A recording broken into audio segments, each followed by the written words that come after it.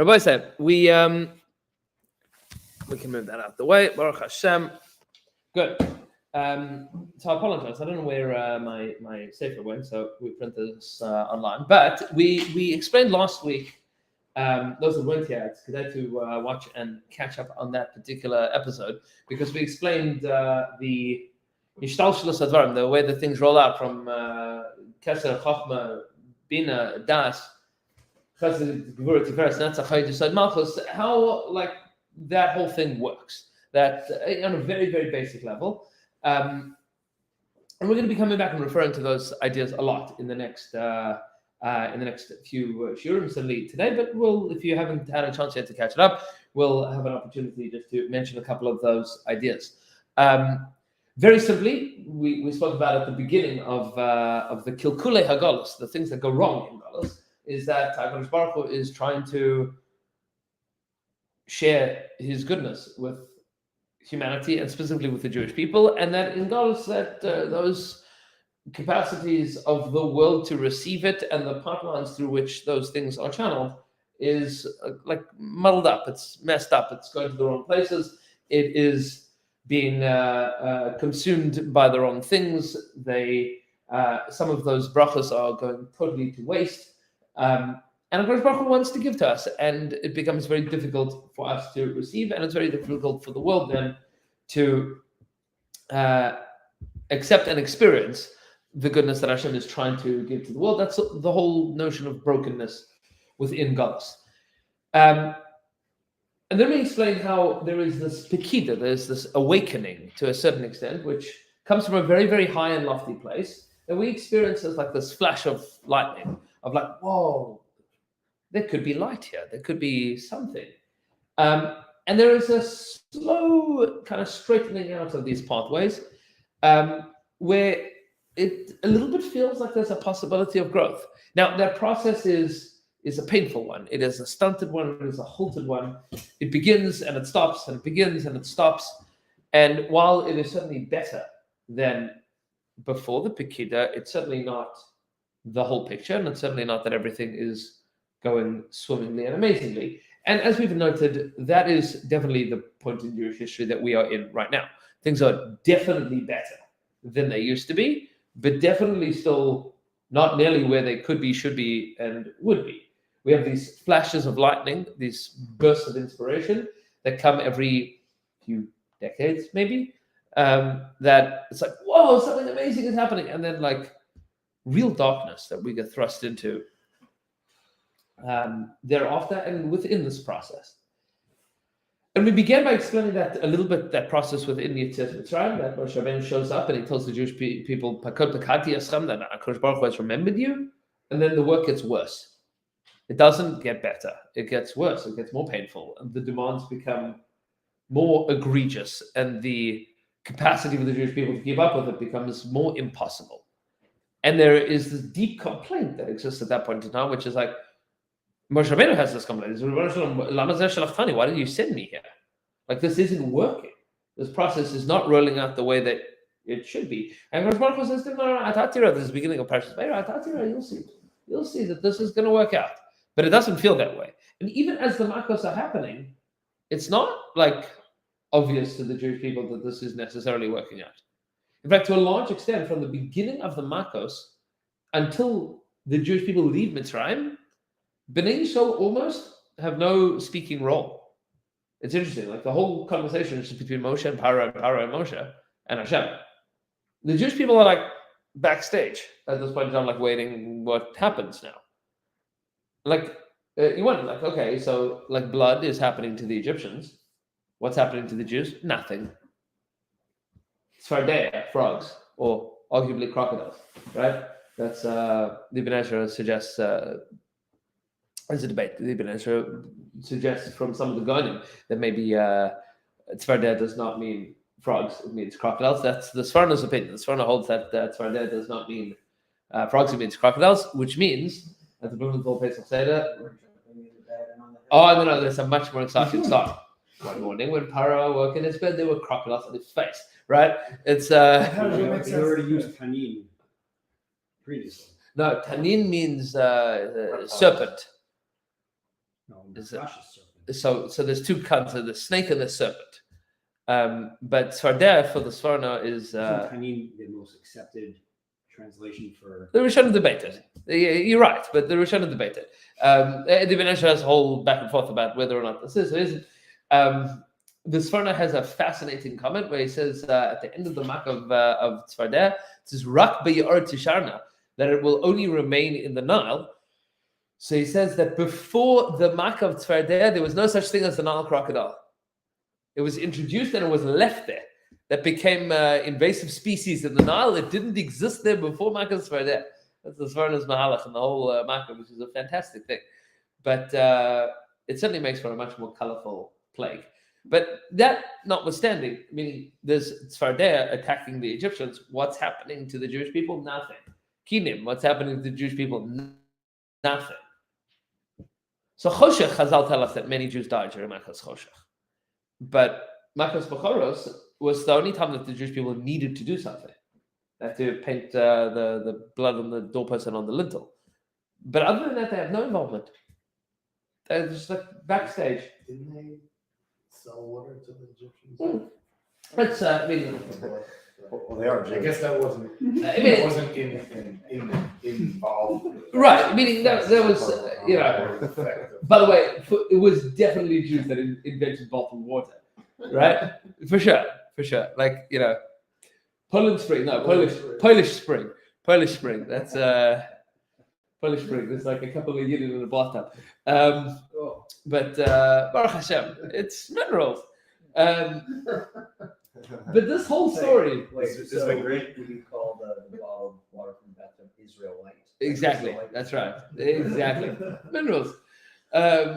Minerals. But that's it. Baruch Hashem. All right, next L'chaim. Yes. Even Noach is having a hard time. That's but Klaus has no involvement. It has no involvement in the school process. It's like happening to them to a certain extent. And we'll come back to that. But now the Ramchal is going to explain how this process works in accordance with the psukim in Shir HaShirim. Because Shlomo Melech in Shir HaShirim details this process, and he does so allegorically, as all of Shir HaShirim is. And to that end, we should take a look inside of Shir HaShirim. I mentioned Shir Shirim last week. Correct. That is true. That's how far I got. So That's pretty fun. I was only halfway through. I think we have it here. Pesach. Following Pesach. Jokes about the spider. Correct. Shabbos. Say. So- Following Pesach. So, During Mincha, right? I don't think they have the Megillus in here. Robert. I was halfway through. No. They have it. They have it. This doesn't have it. So, If I didn't have a minhag where they read Yeah, we got Shir every Friday, like as Shabbos. Right before. I think between Shabbos. Kabbalah Shabbos and morning. Or Yeah, between before midnight. Kabbalah. You know what's on the BRS schedule? yeah. We put it on every week. It's there. Okay. Be aware of the Sephardi minyan schedule. So It's on the regular schedule. it's on the schedule. You should say Shir HaShirim every Erev Shabbos. Okay. In the fifth paragraph of Shir HaShirim, Robert. this is where we spoke about last week, and then we're going to go into a lot of further detail. The passage says as follows: the girl is asleep, and there's a knock at the door. This is what we said. The Soloveitchik family wrote the Sefer Kol Deed of Fake. The voice of my beloved is knocking. I'm asleep, and my heart is awake. And we spoke about the ani that's asleep. That's Jewish identity is asleep. Believe the air, but my heart, my emotional connection is awake. Kol Deed of Fake. The voice of my beloved is knocking. There's all of these phrases that Akash Baruch Hu is calling to out as Pischili, open for me. Achasi, my sister. Rayasi, my friend. Yonasi, my dove. Tamasi, my wholesome one. How do they translate this here? I don't even know.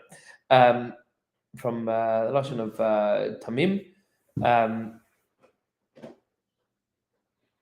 This is all they translate this like Rashi, all allegorically. They don't give you literal. Okay, Roshinim latal, that my head is filled with dew. Kutsusavris Laila. So I'm all ready for bed. Pashati es kutanti echachal pashana. I've already taken off my clothing. How am I going to get dressed again? Rachatzi es raglai. I've already washed my feet. Echachat tanfeim. How am I going to dirty my feet again? So this is the beloved is knocking, and she's in bed, and she's like, "Oh, seriously now?" Right? So he's like, they've been chasing each other. She's chasing him. He's chasing her, and she's been waiting for him, and he doesn't show up. So she gets into bed, and she's asleep. She's like just dozing off. And then he's knocking at the door, and she's like, "Oh, seriously now?" And it's like, Dodi shalach yadav min achar ume'ai hamu elav. He sticks his hand out from the wall. He's like trying to motion. I get up to open for him. And my hand's already filled with moisturizer, right? And so I'm I've got perfume on my fingers, right? I'm pampered. I'm ready for bed. Al kapotaman on the doorknob of the lock. And I opened for my beloved. Now he's gone. I waited too long. I messed it up. And then my soul left with his speech. I'm looking for him and I can't find him. I called out to him and he doesn't answer me. He's already left. I'm searching for him, and the guards, they find me like wandering around at night like a mashugana. So they begin to hit me, they beat me. And they torment me, those that are guarding the walls. And then she says, I make you swear to me, daughters of Jerusalem, if you find him, what will you tell him? That I'm lovesick for him. Now, this is the story of Klal Yisrael waiting for Hashem coming to find us, and us not being ready. Now, it says now I'm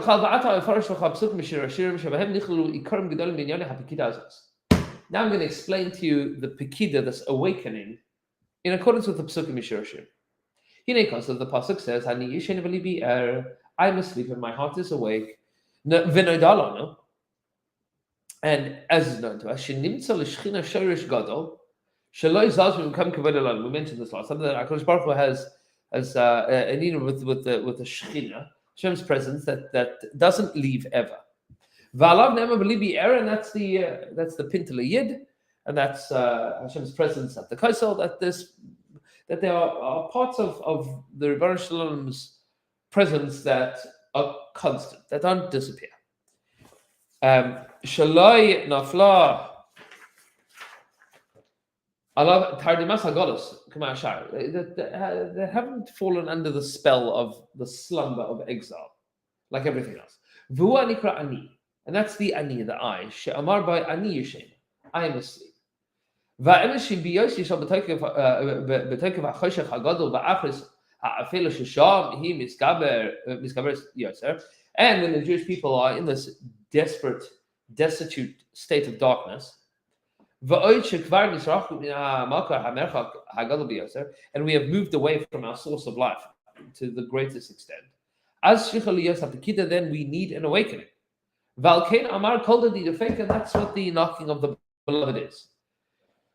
Who Poked? That's the letters of Dafek and Poked are the same. Called the Dafek, Hashem is knocking, he is awakening us. And everything is going towards one thing. We explained this last time, that the Pekida comes from this flash of inspiration called Chachma. Chachma is the kernel of thought, that original idea. Hashem wants an idea to transpire. And we spoke about how, you get from an idea to like shortcutting to doing something.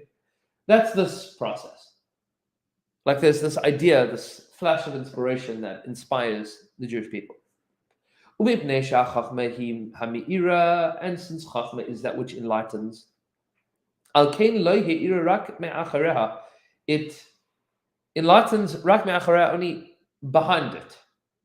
V'zeh side hu pakad ribu ayin beis, and that's what the letters Pei Kuf Daled, which is the ribu of ayin beis of 72, and we're not going to get into those gematras now. It says achabina ta'ir bizman hazichir, but bina, the germination of that idea coming to its full fruition, will only be experienced at the time of zechira, when everything can be fully actualized and realized. We're going to explain this again in a moment. It says ki lo hi levada ela hachachma v'habina yachad derech b'neihem v'lo me'achareihem v'hu zachar. Ultimately, what it needs to be is forward-facing and not just backhanded. It needs to be fully fleshed out and developed to an extent that it can be appreciated and experienced long-term. Now, we explained this a little bit last time, that the Pekida that exists is this flash of lightning, where Hashem inspires humanity, and specifically the Jewish people, with this feeling of something needs to change, and not just something needs to change, but something can change. We can ultimately feel that there is a possibility of living in a different way. And when you think about, 200 years ago, most Jews had been living basically in one of two modalities for the 150 years before that and for the 1,000 years prior to that. And those two modalities were in a shtetl or converted to Christianity. I mean, that's European Jewry. And Islamic Jewry was in a Jewish ghetto of some nature or converting to Islam. Meaning, there was no possibility of a Jew becoming more without abandoning Yiddishkeit entirely. And you had, every now and then, you had some wealthy Jews. You had Jews that had good lives. But on the whole, there was like no feeling that any Jew could ever become more, could become successful, could become happy. Happy is like a funny thing. If like you would have asked your great-great-grandparents, like, are you happy? They would be like, what a silly question. Like, what do you mean? What do you mean, am I happy? Of course I'm unhappy. My life is miserable. But they had no expectation for any of that to change and no methodology of changing it. Like there was no like breakout moment. There was no, I'm gonna invest in real estate. Like it wasn't like I'm gonna buy some cryptocurrency. Like that, I mean, it's just that way of thinking didn't exist. The possibilities didn't exist. There was no option. Like at best, you hope that like you made enough money that the pirates didn't come and kill you. Like that was most of life. That like you were successful enough that like the non-Jews were not breathing down your neck. But like the possibility of being more than that was zero. Nobody thought like that. To be a Jew means to be downtrodden. It means to be subjugated. It means to be second class or third class. It means that you cannot own land or businesses. It means that you are at the beck and call of your non-Jewish, overlords, that you were a serf at the best. We're talking about back then, right? Yeah, talking up until 150 years ago. Isn't that how most people lived? Yes. Or is it specific to the Jews? But that's true that is how most people lived. The Jews weren't blessed the same way that I guess we are today. I don't know. But there was no hope of a Jew ever becoming not that. Meaning your average, peasant in Eastern Europe, like had dreams of maybe one day becoming. Jews didn't have those dreams. The kulaks existed as a class within the Russian tradition. You could be a peasant and a well-off peasant. You could, depending upon the area and time period, buy your own land. You still had rights against your lord. You couldn't just be bought and sold from your land. You couldn't just be murdered by Cossacks without the state at least being angry about it. If you're a Jew, you're subject to pogroms. If you're a Jew, All you're bets are subject off. to being like attacked or The state didn't protect you. hyper-taxed. They did and they didn't. I mean, A lot less concerned. if Joe Biden, if you're attacked by an illegal immigrant, just like you're like kind of fair game for this aggressor, and we don't really care. Also, there But was nominally there we weren't care, but we probably institutions don't like we care. have now. There was a police station in every other block. Like it wasn't. it was What do You you can't mean by compare like state modern protection? lives to like how it was before. correct. But What- in the context They have even bathrooms. of So- in the context of the Like, limitations also, of back aren't then, you to be a Jew is still like, There's no class mobility. well, Yeah, so there was also it was basic like- dignity. none of that existed. The possibility of that There existed was no was meshing. no. I mean, so the I just keep Enlightenment. imagining Fiddler on the roof, like this was. So the I mean, every town had like one Jewish rich man, but that Jewish rich man was like, well connected ish to whatever non-Jewish whatever it was. Say what? It could be right. I mean, but a lot of the time, that Jewish like wealthy person was like a money lender whose parnasa was always on the line, because overwhelmingly, I mean, because Christians could not lend money to other Christians, Jews lent money, and because of that, whenever things went poorly and Christians couldn't pay back their money, so They had there was self-help debt relief at the end of a cudgel. yeah. They convinced the Jews to forego their debts, and That's usually, in the Bible, right? yeah, usually convincingly.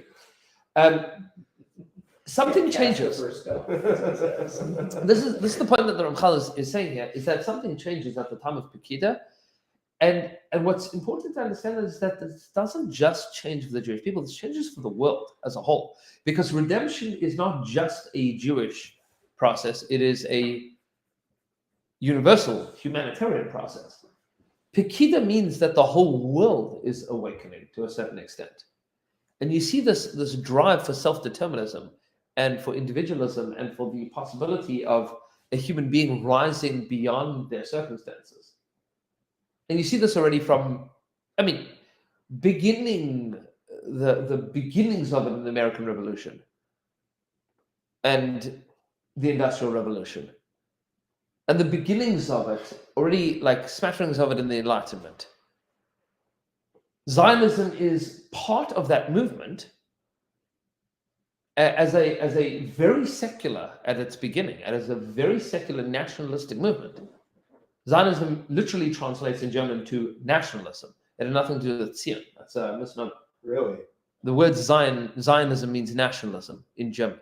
Like it had nothing to do with Zion. That's not the origins of the word. That's just what it is in German. No, it started in German. That's word- the etymology of yes. the word Zionist? Yes.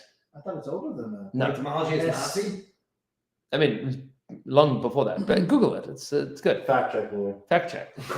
Can you remind me what's the translational difference between Zohira and Pekida? They both mean remembrance. Right, I know Zohira is to remember, but what is Paked is a awakening remembrance. Suddenly. Say what? Suddenly? Yeah, Okay. not as Epiphany? maybe. Both of them mean remember, but we'll build out and color this in a lot more. Yeah, I think that is more like an awareness. Perhaps. Because even you said Becoming it's, aware. it's a word that's used over and over again, and it's almost in a pattern. A code, it's constantly Yes. used over and over again. So I imagine it has some special meaning. Well, so Zechira also does. You have the pasuk now Zechar es karenu od. Which word is used when Paro does not remember the Jews? Or does not remember what Yosef did? Yeah, that's Didn't know. Okay. So he Yeah. didn't know. so that's meaning he pretended like he didn't know. Right. But yeah, so says the Ramchal, it says "Ve'emes bilti ha'chachma lo nishar davar." If not for that flash of knowledge, that idea, lo nasa davar, nothing would happen. Kol sheken sichas hasharim she'ena biladeh. The gates don't open without that flash of inspiration. It says v'zeh noda b'seder ha'nekudos kamatz patach, and this is the way that the nekudos work of kamatz and patach. Now, this is important to understand. Just very, very, very simply,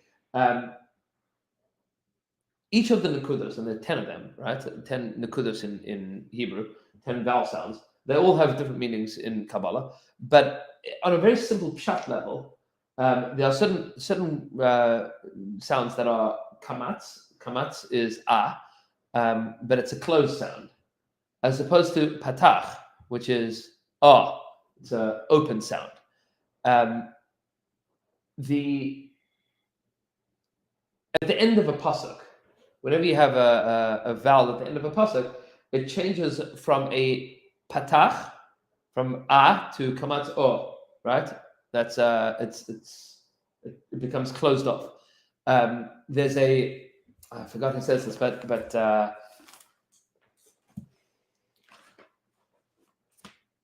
at the beginning of Parshas Lech Lecha, Avraham Avinu is journeying to Canaan. The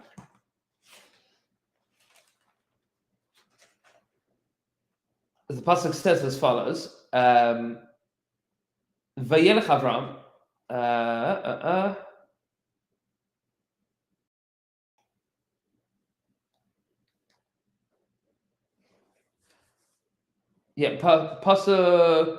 Pasuk hey. So Avram journeys with all of the people. Vayetzu, and they left. Lalechas arza Canaan, to go to arza Canaan. Vayavo arza Canaan. They left for Canaan and they arrived in Canaan, right, with a closed off sound. So I think it's Rimenov. It says that that's how all journeys work. Whenever you embark on a journey, it's wide open, and then when you get there, it's closed off, right? Meaning there's this wide open, amazing, and then as you begin to journey, you encounter challenges, and it begins to close off. And you feel this in everything that you embark on in life. It says, which we're not going to get into those details right now. It says, through Chachma, through this flash of inspiration, the Pekida occurs. This is open for me. Patach, open for me. Open. This is the Chachma shows up and is saying, open for me. I have this great idea. You could be more. Correct. So he says, open for me. I want to. The Rosh is saying, I have this great idea. Why don't we fall in love and get married and run away? Like, this is such a good idea. It says, Va'arba ta'arim la'arba osios shel aleph daled nun yud. It says, and these four definitions, achasi, rayasi, yanasi, samasi, are all references to the four letters of aleph daled nun yud, the name of Hashem, Adonai. So Sheroshinim latal, that my head is filled with dew. Tal is Yud, Hey, and Vav. How's it Yud, Hey, and Vav? So this is what's called Miluyim in Hebrew. And I'm just giving you the background for this. Every letter in Hebrew is not just its own letter. They can be filled with other letters. For example, the letter Yud is spelled? No. Yud, Vav, Dalet. Yud. Yud, Vav, Dalet. Hey is, so there's different ways of spelling hey. Hey could be spelled Hey Aleph, Hey Yud, or Hey Hey. Where would you see this? In what text, in what context would you ever see this, apart from just Midrash? Entire first dictionary. So this is open up any of the Svarim of the Arizal, you'll see this all over. All of this. These are called Miluyim. There are, whenever you see things like the 42 letter name of God, and the 72 letter name of God, these are all talking about or are hinted at in Miluyim of Yud Kei Vav Kei, of different ways of spelling out Yud Kei Vav Kei. When Rav Ram Shor was here a few weeks ago in Bokus, he pointed this out that Rishim Zelechav in the narration, Maamar HaGeulah, notes that the reason, one of the reasons that Hebrew is called Lashon Kodesh, so that's Machlokes Rambam Ramban. The Rambam says that Hebrew is called Lashon Kodesh because there are no dirty words in it. They're all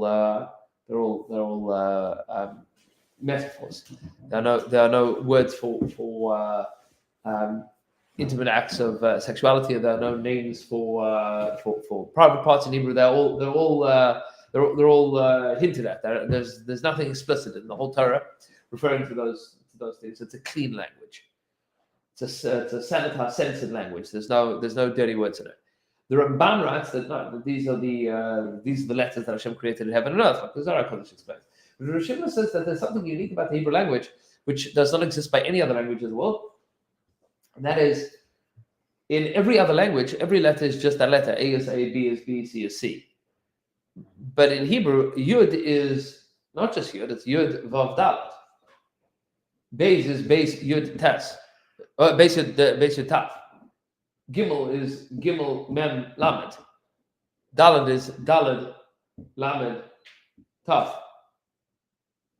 Meaning each letter of the Hebrew alphabet is filled with other letters and recursively to infinity. Because each letter is filled. So Lashon Kodesh means that every letter is filled with everything. And the letters are letters. And the letters are all made up of letters. So Sharashi Nimla Tal, that my head is filled with Tal, is Yud Hey Vav. That's Yud Vav Daled, Hey Aleph, Vav Aleph Vav. Yud Hey Vav is Tal. That's 39. Kvutzasai Risisei Laila, that's the final Hey. That's the final Hey, the half run of Yud Hey Vav Hey. So he points out Sheroshinim Latal Kvutzasai Risisei Laila, this is the hint that Hashem is giving.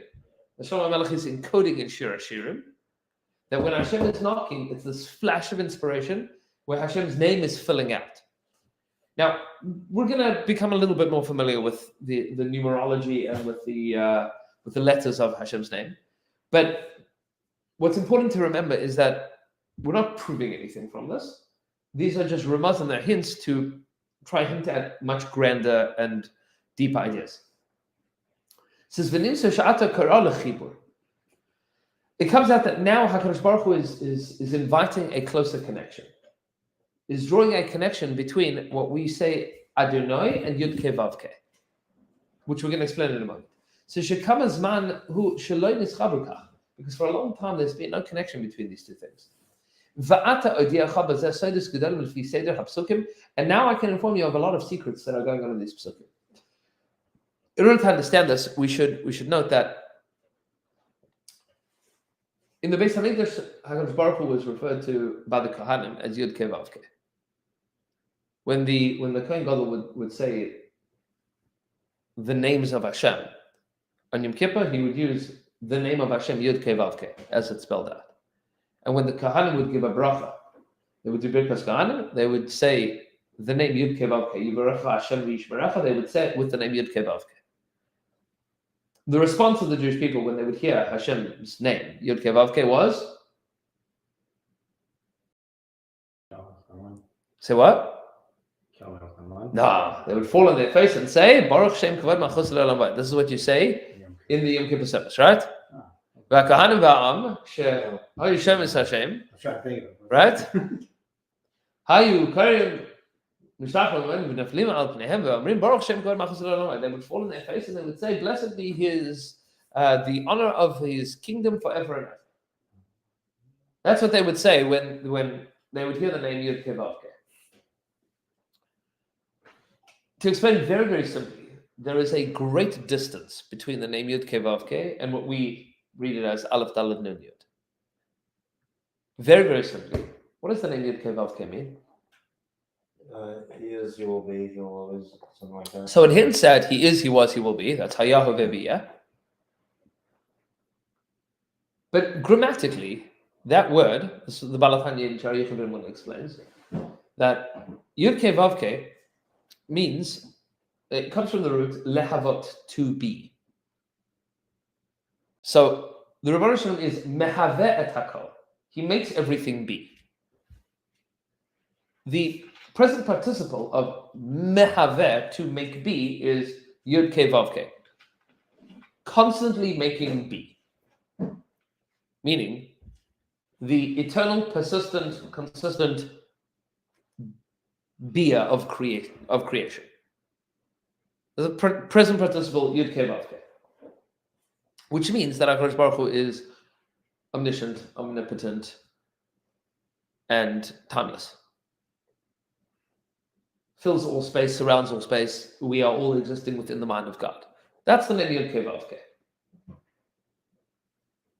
There's a tefillah that we say at least every Shabbos, but should be every day, which is a meditation on the name Yud Kei Vav Kei. What tefillah do we say every day? That's a meditation on the name Yud Kei Vav Kei. What's that called? Adon Olam. The whole of Adon Olam is a meditation on Yud Kei Vav Kei.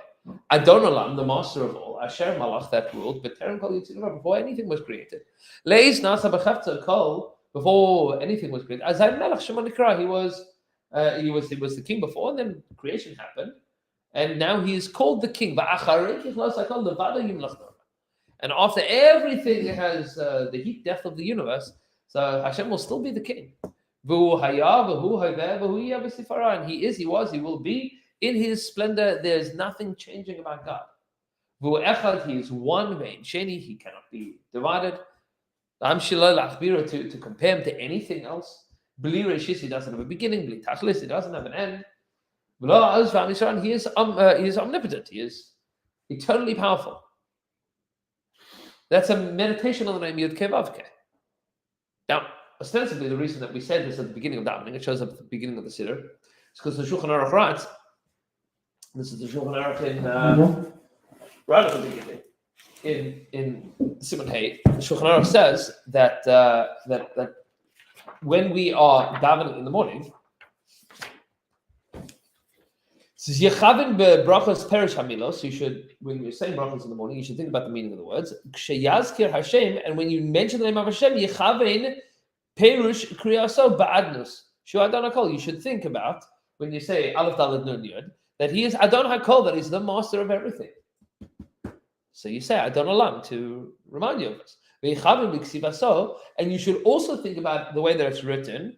B'Yud Hey, with the name Yud Kei Vav Kei, She Haya Vehoveh V'Yeh, that he is, he was, he will be.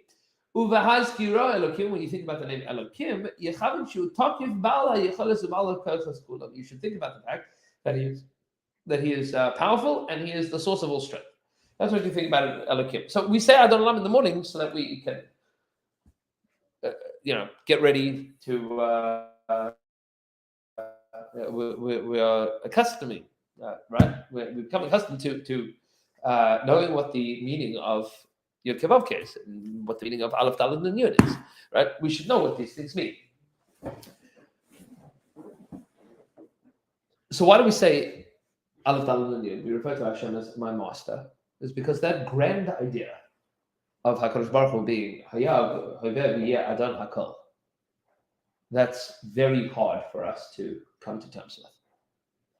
That big idea of the Ribono Shel Olam being everything, that's very hard for us to contend with.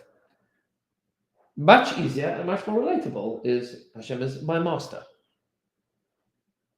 But by all standard, it is a watered down and weaker translation of Yud Kei Vav Kei. We're not being able to recognize God as Yud Kei Vav Kei. The world is not ready for us to recognize that. We don't see that. How Hashem is timeless and omniscient and omnipotent. We have far too many questions to be able to say that honestly. But in the Beis HaMikdash, when the Kohen Gadol would say those words on Yom Kippur, so people could experience it a little bit. There was the opportunity of tapping into that. But there is a very wide chasm between Yud Kei Vav Kei and Aleph Daled Nun Yud. Of God being my master, meaning he's the king, I'm his servant, and I'm bound by the rules and restrictions of his will. That's true. But that's a far cry from, and he's the CEO of the universe. Who was it that decided to start saying Aleph Daled Nun Yud? At which point did they say, okay, everyone, no more saying Yud Kei Vav Kei when you're davening. So you're gonna put it in there. You're gonna see it. So don't say it. So ostensibly, this was always depending on the context. That's We pronounced it always. yes, meaning l'chara, yes, but throughout Jewish history, this was the way that HaKadosh Baruch Hu was named. But during certain points in time, it was possible to experience more than that. We'll see a little bit more within this Mahalach. He says, now I'm going to tell you some of the secrets within these psukim. Jack will catch up with you later. Yes. It says, "B'yosha atzadik karei el hashchina, k'may sheberashti, meroiv hachoshech, shnizgaber ad zman hahu, lo nira makom le'or klal." It says, and when the tzaddik, that's the middle of your side, which wants to do the action, that wants to come into this world and perform and be and create, calls out to the Shekhinah, calls out to the presence of Hashem, which is latent, which is there. Ani yishen v'libi er, that pintele yid that's there. Meroiv hachoshech shenizgaber ad zman hahu lo nira makom le'or klal. From the tremendous darkness that's overwhelming up until this point in time, it doesn't seem like there's light at all. And the Jewish people at this point in time have given up hope from redemption. Like the pasuk says, Moshe Rabbeinu comes to them and says, I'm going to take you out of Mitzrayim, I'm going to redeem you, I'm going to make you into my nation, I'm going to take you to the land of Israel, I'm going to give you a Torah, you're going to become something, you're going to be, whoa, you're going to be amazing. They can't even hear it. I mean, Moshe, that's good. Like, could you give us like a minute without getting whipped, and then like we'll talk about it? It's impossible. It's impossible to like take a breath and to be able to like consider anything more. He says, Al Kain Heshiva Loi, and this is what the beloved responds. This is what the girl says. Pashati eskutanti echacha el bashana. I've already got an undressed. I can't put that. Like there's this existential exhaustion that the Jewish people has, which is like, you want us now to like what go back to Eretz Yisrael and to like start a state and a country and resurrect a dead language? Like, can we just get like a break from the pogroms for a second? Yeah, the story is like, the Ramchal wrote this 200 years before Zionism, right? I mean, he's saying that this is how the process is going to go. Is people are going to feel this wave of like, let's go and do something, and then they're going to have like, oh, seriously. By the way, That's why he starts earlier, Kel Kedar. correct. This is the story, by the way, that doesn't just happen at Bizman HaPikida on a general context. This is the same feeling that you have when you have this flash of inspiration, like I really want to do something, and you're like, it's not going to happen. Like there's no ways it's going to work, and like I might as well just conserve my energy for like what I know is a sure thing. Right? There's that feeling of like, I can do, I want to, I'm going to achieve. And then you're like, what am I talking about? Like, let me figure out how to like put my shoes on, and then I'll talk about like maybe like, you know, you have this feeling like it's this grand idea that like comes to this crushing halt because I can't even see past my nose right now. Like, I had such a good idea. It says, I've taken off my kutonis. What is this kutonis? What is this robe? It says,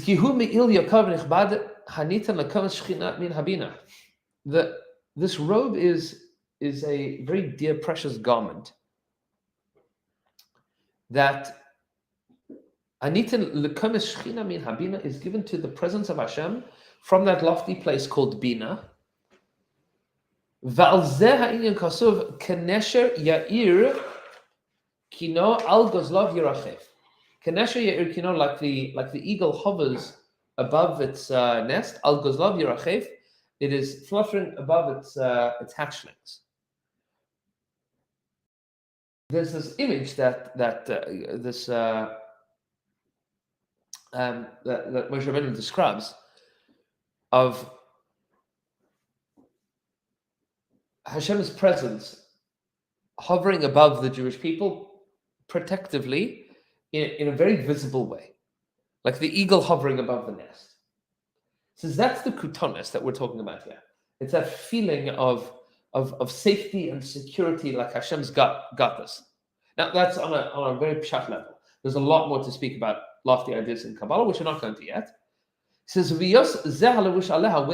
we are clothed with that garment, Kol zar lo yikrav el HaKodesh.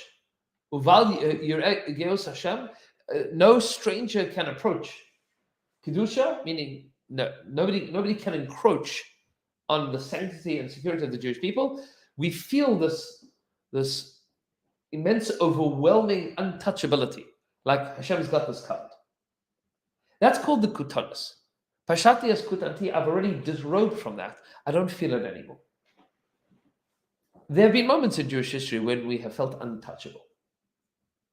We felt like nobody's going to mess with us. If you speak to people that remember the feeling after the 6-Day War, it was this feeling of that Hashem is like hovering above the Jewish people. Like nobody can touch us.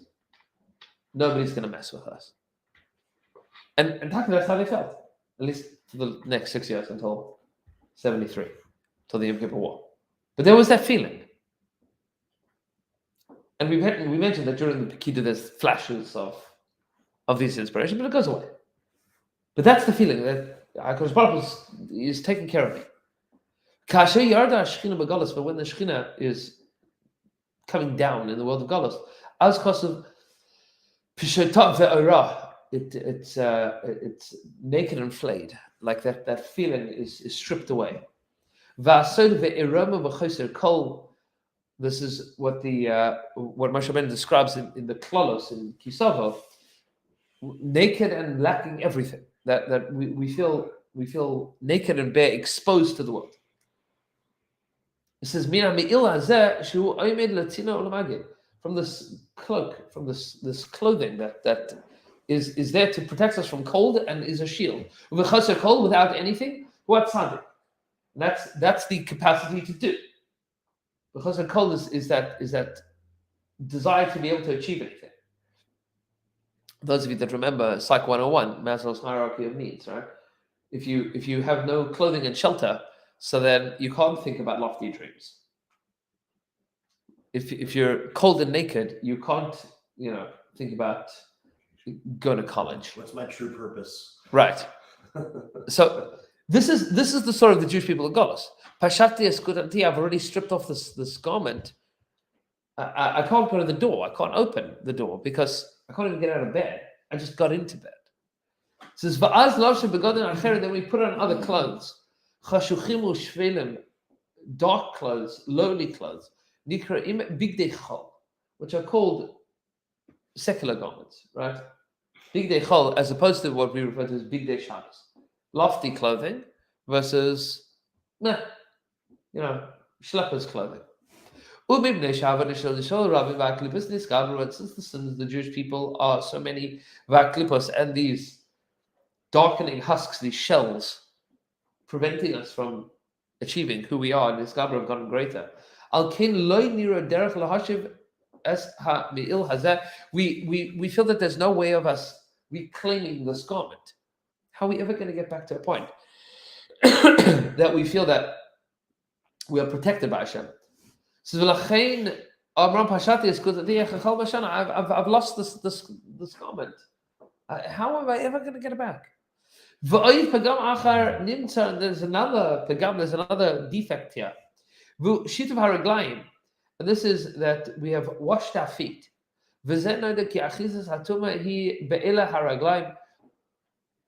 that the tumah is on our feet.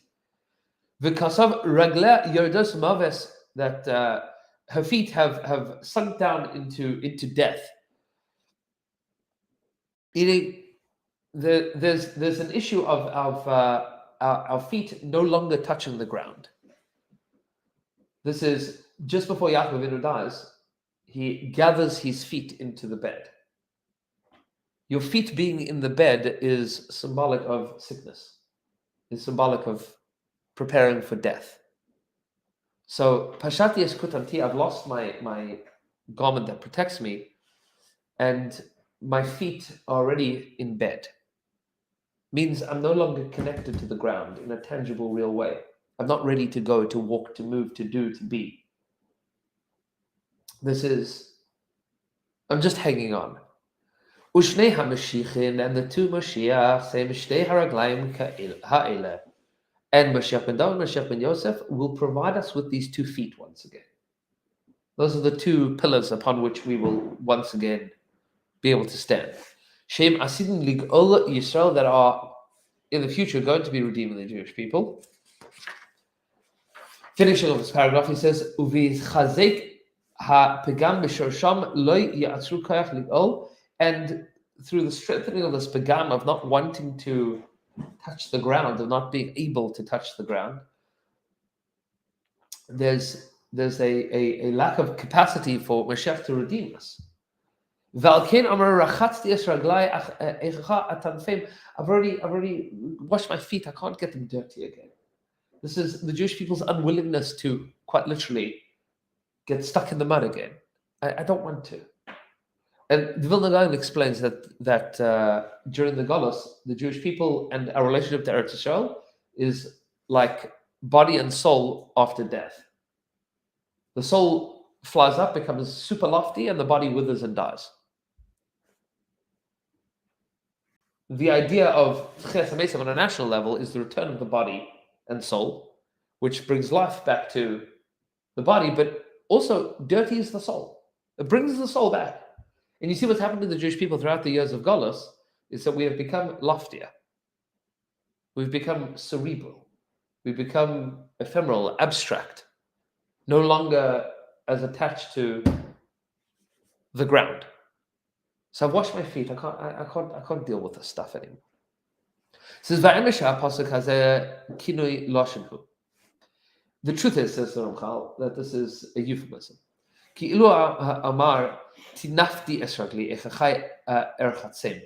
what it's saying is, I've dirtied my feet. I don't know how to clean them anymore. It's a euphemism. I've made my feet so dirty, I have no idea how to clean them anymore. Meaning, I got into bed with dirty feet. And that's where I'm at. Says until this point in time, it's become very difficult to fix anything. Until the king himself desires it even more.